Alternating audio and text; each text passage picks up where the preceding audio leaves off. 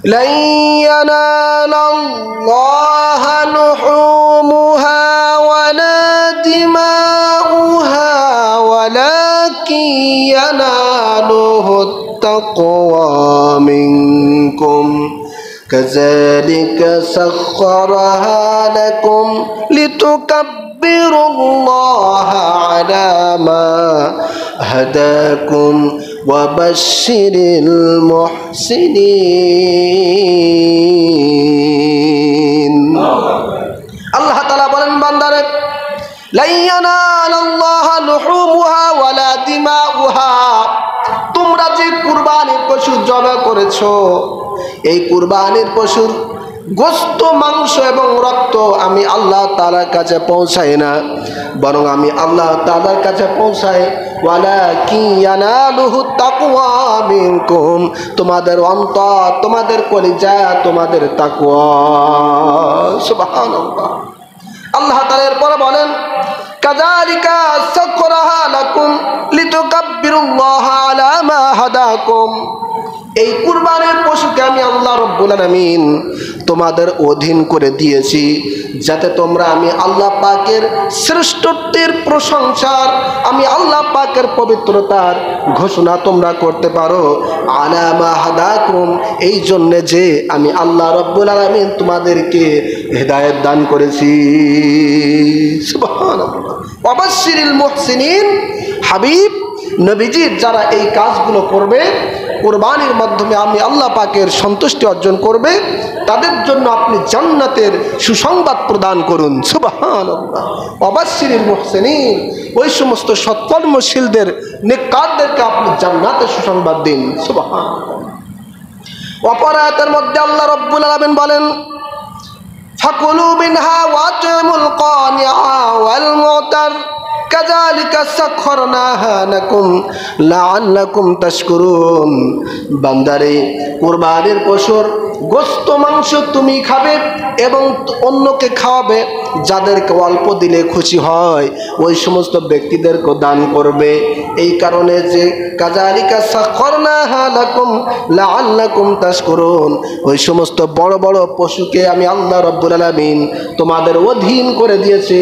লাআল্লাকুম তাশকুরুন যাতে তোমরা আমি আল্লাহ পাকের শুকরিয়া আদায় করতে পারো সুবহানাল্লাহ কারণ তো অনেকগুলা নিজে খাবে অন্যকে খাওয়াবে আমি আল্লাহ পাকের শুকরিয়া আদায় করবে আমি আল্লাহ পাকের প্রশংসা করবে শ্রেষ্ঠত্ব ঘোষণা করবে প্রশংসা করবে এই জন্য আমি আল্লাহ পাক তোমাদের উপরে কুরবানির বিধান করে দিয়েছি সুবহানাল্লাহ প্রিয় ভাইরা আমার এখানে সূক্ষ্ম একটি বিষয় রয়েছে আল্লাহ রাব্বুল আলামিন বলেছেন বান্দারা আমি আল্লাহ তাআলা তোমাদের উপরে কুরবানির পশুকে অধীন করে দিয়েছি কুরবানির পশু তোমাদের অধীনস্থ আমি আল্লাহ রাব্বুল আলামিন করে দিয়েছি একবার কি চিন্তা করে দেখেছেন একবার কি গবেষণা করেছেন বুঝেছেন বিশাল বিশাল বড় বড় গরু বিশাল বিশাল বড় বড় মহিষ বিশাল বিশাল বড় বড় উট একজন সামান্য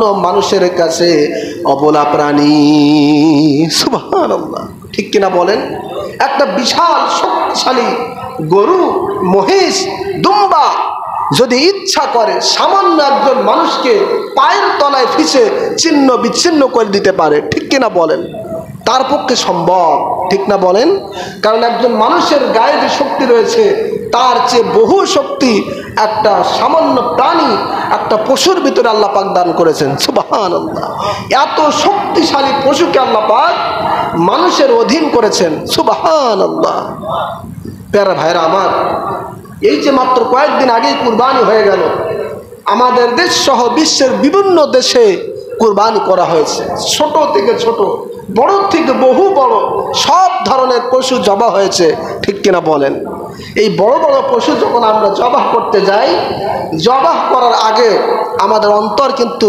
নড়বড় করতে থাকে আপনারা তো হয়তো মনে করেন যে হুজুর আসতেছে আর জবাই করে দিবে জবাই হয়ে যাচ্ছে এটা নিয়ম কোনো ধরনের অসুবিধা মনে হয় হচ্ছে না তবে এটা সত্য আমরা যতই জবাই করা অভ্যস্ত হই না কেন বড় বড় হোক আর ছোট ছোট হোক গরুর পাশে মহিষের পাশে এরপরে আপনার যে সমস্ত বড় বড় প্রাণীগুলো রয়েছে তাদের পাশে যখন আমরা জবাহ করতে যাই, একবার হলেও আমাদের অন্তরটা নাড়া দেয়, ঠিক কিনা বলেন? কারণ এটা আমরা ভালোভাবেই জানি, জবাহ করার সময় কোনো প্রাণী যদি একবার উঠে যায় তাহলে দেখবে না কে হুজুর, কে মুসল্লি, কে ইমাম, এটা সে দেখবে না, তার কাজ সেই করবে, ঠিক কিনা বলেন? এজন্য এই যে বিশাল বিশাল প্রাণী আমাদের অধীনস্থ আল্লাহ পাক কিভাবে করেছেন, এই বছরের একটি কথা আপনাদেরকে বলি। এবছর তো আমাদের এলাকায় অনেক গরু জবাই হয়েছে, অনেক ছাগল জবাই হয়েছে। সবচেয়ে বড় গরু যেটা আমি জবাহ করতে গিয়েছি, জবাহ করতে যেয়ে দেখি যে গরু এখনো গোয়াল থেকে বাইর করা হয় নাই। তো আমরা চিন্তা করলাম, যেহেতু দাঁড়িয়ে থাকার সময় নাই, কিভাবে কি করা যায়। যার কুরবানি তাকে বললাম দ্রুত বাহির করেন, গরুটা জবাহ করে অন্য জায়গায় আবার যেতে হবে। তিনি অনেক কষ্ট করে বিশাল গরু বাহির করলেন। বাহির করার পরে যেখানে আপনার জবাহ করবে সেই স্থানে নিয়ে কোনোভাবেই গরুকে সান্ত্বনা করতে পারছে না, গরুকে শোয়ানো বাঁধতে পারছে না। যেভাবেই যায় না কেন গরু এমনভাবে গুতা দেওয়ার চেষ্টা করে যে তার পাশে কেউ টিকতেছে না, দাঁড়াচ্ছে না। সুবহানাল্লাহ, বিশাল গরু। আমিও ছুরি হাতে নিয়ে দাঁড়িয়ে রয়েছি, কি করব। একটা গরুর কাছে আমরা অসহায়ের মতো, কখন তাকে বাঁধবে, শোয়াবে, তারপরে জবাহ করব, অসহায়ের মতো দাঁড়িয়ে রয়েছি। শেষ পর্যন্ত আমরা এটাই করলাম, বললাম যিনি কুরবানি দাতা তাকে বললাম যে ভাই, আপনি আপনার গরুকে আগে সুন্দরভাবে ফেলানোর চেষ্টা করেন, বাঁধার চেষ্টা করেন, আমরা অন্য জায়গায় যে এর ভিতরে আরও দুটো একটা কুরবানি দিতে থাকি, যখন ফেলানো হয়ে যাবে আমাদেরকে বলবেন, আমরা চলে আসব। গরুর দৃশ্য দেখে আমরা চলে আসলাম। এসে অন্য আরেকটি গরু জবাহ করার আগেই আমাদের কাছে ফোন এসেছে, হুজুর গরু ফেলানো হয়ে গেছে। সুবহানাল্লাহ। আমরা যে বললাম ভাই কিভাবে কি করলেন, যেহেতু এই গরু একটু আগে ফেলানো যাচ্ছিল না, কেউ পাশেই যাচ্ছে না, যাওয়া যাচ্ছে না, এমন পরিস্থিতিতে এত তাড়াতাড়ি কিভাবে তাকে ফেরালেন? গরু যিনি কুরবানি দাতা তিনি বললেন, হুজুর আমাদের কোনো কষ্ট করতে হয় নাই, আপনি যেই চলে গেছেন সেই মাত্রই মুহূর্তের ভিতরে গরুটা নিজে নিজে কুরবানির স্থানে মাথাটা শুয়ে দিয়েছে। সুবহানাল্লাহ। এই হচ্ছে কুরবানি অধীনস্থ। আল্লাহ পাক বলছেন, কাযালিকা সাখখারনাহা লাকুম, হে মানুষ, এই বিশাল বিশাল পশুকে, বিশাল বিশাল গরুকে আমি আল্লাহ পাক তোমাদের অধীনস্থ করে দিয়েছি। তা না হলে একটা গরুর কাছে তোমরা এতিম অসহায় হয়ে যাবে। সুবহানাল্লাহ। যে গরুকে ৮-১০ জন মানুষ হতে পারছে না, সেই বিশাল দেহের গরু নিজেই কুরবানির স্থানে মাথাটা শুয়ে দিয়েছে, নিজেই পড়ে গিয়েছে। এরপরে বেঁধে আমরা আবার জবাইয়ের কাজ সম্পূর্ণ করেছি। তাহলে এই কোরআনের আয়াত আজকে স্পষ্ট হয়ে গেছে যে বিশাল বিশাল পশুকে আল্লাহ পাক যেভাবে অধীন করেছেন এটা বুঝতে বাকি রইল না, বরং একেবারে সুন্দর স্পষ্টভাবে আমরা বুঝতেই পেরেছি এবারের কুরবানি থেকে যে গরু, মহিষ, উট, দুম্বা যতই বড় হোক না কেন মানুষের কাছে সে অধীন, এটা আল্লাহ পাকের হুকুম। সুবহানাল্লাহ। প্যারা ভাইরা আমার, এজন্য আল্লাহ রাব্বুল আলামিন আমাদেরকে কুরবানির পশুকে আমাদের জন্য অধীন করেছেন, অধীনস্থ করে দিয়েছেন।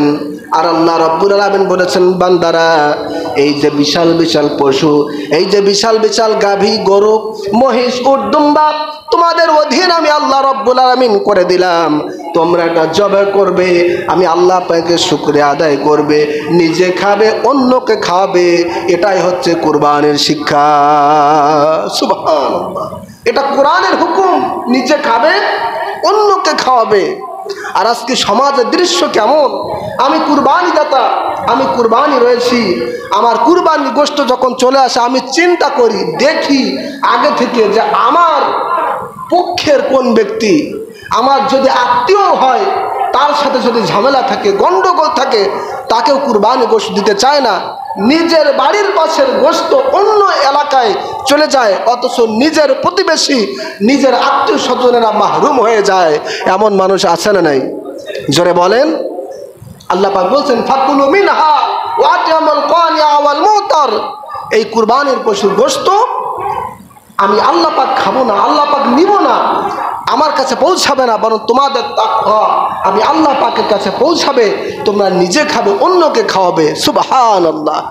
কুরবানির পশুর গোশত নিয়ে যদি আমরা এটা চিন্তা করি যে আমার সাথে সম্পর্ক ভালো কার তাকে দিব, যার সাথে সম্পর্ক ভালো নাই তাকে দিব না, এই মন মানসিকতা নিয়ে যদি কুরবানির গোশত আমরা খাই, তো আমরা যতটুকু বলতে পারি কুরবানির পশুর গোশত শুধু খাওয়াই হবে, এর ভিতরে যে অসংখ্য নেকি অসংখ্য সওয়াব রয়েছে এগুলো অর্জন হবে না। ঠিক কিনা বলেন?